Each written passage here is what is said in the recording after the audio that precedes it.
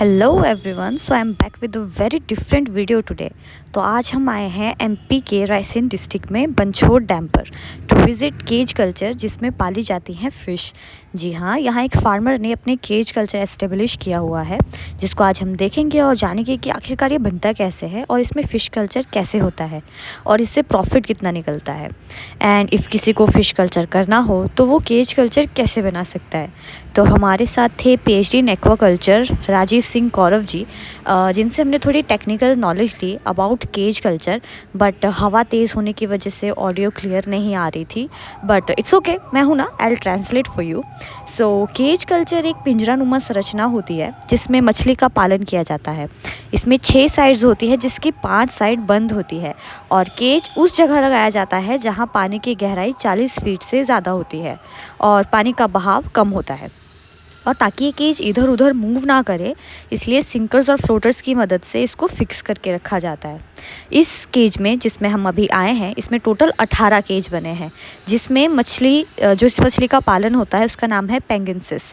और इस मछली को स्पेसिफिकली इसीलिए केज कल्चर में यूज़ किया जाता है क्योंकि डेंसिटी कल्चर में ये बहुत अच्छा रिज़ल्ट देती है। इसकी इकोनॉमिक वैल्यू बहुत ज़्यादा है, मार्केट में इससे प्रॉफिट काफ़ी मिलता है और साइज़ में काफ़ी बड़ी हो जाती है। तो इसलिए इस फ़िश का कल्चर यहाँ पे किया जा रहा है।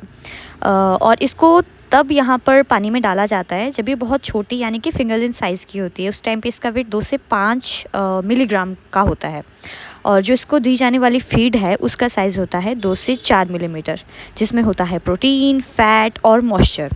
एंड ये केज बहुत सस्टेनेबल रिसोर्सेज से बना है, जैसे कि आप देख सकते हैं इसमें ड्रम्स, बैम्बूज एक्सेट्रा का यूज़ किया गया है ताकि इसकी कॉस्टिंग कम आए। और इसके अलावा इसमें यूज़ होते हैं फ़िल्टर्स और नेट।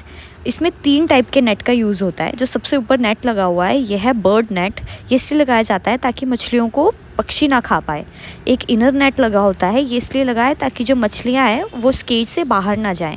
और इनर नेट के बाहर एक आउटर नेट भी लगा होता है सो दैट बाहर की मछलियाँ अंदर की मछलियों पर अटैक ना करें।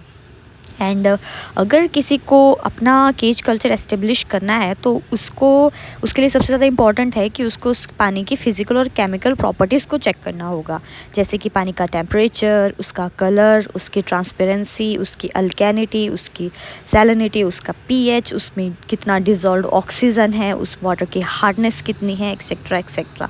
अगर इन पैरामीटर्स में किसी डैम का पानी खरा उतरता है तो आप वहाँ पे केज कल्चर एस्टेब्लिश कर सकते हो। और इसको एस्टेब्लिश करने के लिए आप प्रधानमंत्री मत्स्य संपदा योजना का भी फ़ायदा उठा सकते हैं, जिसके अंतर्गत SC ST और विमेन को 60% और जनरल और मेल्स को 40% तक की सब्सिडी मिलती है। सो अब आने वाले थे हमारे केज कल्चर के ओनर विशाल जी, जिन्होंने हमें बताया कि उनको केज कल्चर लगाने की इंस्पिरेशन कहाँ से मिली। तो जब हमने इनसे पूछा तो इन्होंने बताया कि इनके किसी जानने वाले ने केज कल्चर लगाया था जिनके साथ इन्होंने काम किया, तो उनको लगा कि इनको भी अपना एक केज कल्चर लगा लेना चाहिए। तो इन्होंने भी इसी योजना के तहत केज कल्चर बनाया, जिसमें स्टार्टिंग में जब ये फिंगरलिन साइज़ की जब मछली होती है लेकर आए और इन्होंने केज में डाली तो बहुत सी मछली मरने लग गई।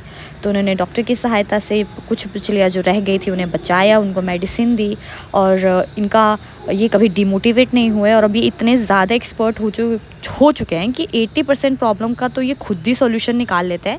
बाकी जहाँ पे सॉल्यूशन नहीं निकाल पाते वहाँ पे ये डॉक्टर की हेल्प लेते हैं। तो अब सबसे इम्पॉर्टेंट सवाल था प्रॉफिट। तो हमने विशाल जी से पूछा कि क्या आप हमें बता सकते हैं कि इसमें कितनी मछलियाँ हैं, कितने केज है, कितनी मछलियाँ बच पाती है और कितना उनसे प्रॉफिट निकलता है। तो इन्होंने हमें बताया कि ये क्या करते हैं, फिंगरलिन साइज़ में जब मछली होती है तो 2000 से 2500 फ़िश ये लेकर आते हैं, किसी एक केज में डालते हैं। जैसे जैसे फ़िश बड़ी होती रहती है ये ग्रेडिंग और सॉर्टिंग करके ज़्यादा बड़ी हुई फ़िश को दूसरे केज में डाल देंगे, छोटी वाली फ़िश को दूसरे केज में, ताकि उनके बीच में खाने को लेके, स्पेस को लेके कंपटीशन ना हो।